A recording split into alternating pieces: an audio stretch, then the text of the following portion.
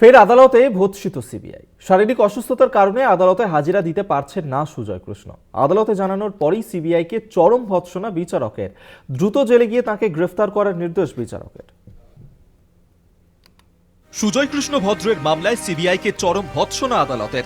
মামলায় তদন্তকারী অফিসারদের ভূমিকা নিয়ে ক্ষোভ প্রকাশ করেন বিচারক।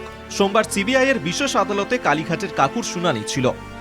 সিবিআইয়ের আইনজীবী আদালতে জানান, এদিন সুজয় কৃষ্ণ ভদ্র আদালতে উপস্থিত হতে পারছেন না। জেলের সুপারিনটেন্ডেন্টের তরফে সিবিআইকে জানানো হয়েছে তিনি শারীরিকভাবে অসুস্থ।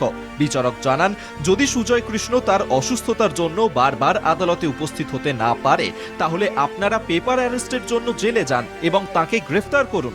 তারপর প্রোডাকশন ওয়ারেন্টের জন্য এখানে আসুন। তদন্তকারী অফিসার কেন জেলে গেলেন না? কিসের জন্য অপেক্ষা করছেন?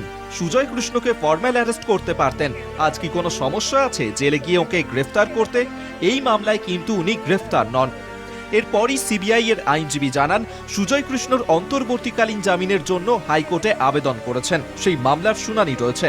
তা শুনে বিচারক জানান, সিবিআই এর যখন ক্ষমতা আছে তখন কেন জেলে গেল না?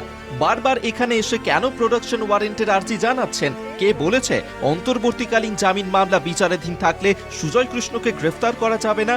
4 বার আপনারা প্রোডাকশন ওয়ারেন্টের আবেদন করেছেন, কিন্তু জেল থেকে সেটাকে তো এন্টারটেন করা হয়নি। এটা 5ম বার। আমি সব দিকটা দেখব, তারপর অর্ডার দেব।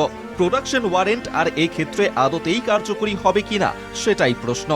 সিবিআই এর তরফে মঙ্গলবার সুজয় কৃষ্ণকে ভার্চুয়ালি হাজিরার আবেদন জানানো হয়। বিচারকের প্রশ্ন, সুজয় কৃষ্ণ অন্য মামলায় জামিন পেয়েছেন, তাই তাকে কি জেলবন্দি বলা যায়? এরপরই রায়দান মুলতুবি রাখেন আদালতের বিচারক। কলকাতা টিভি।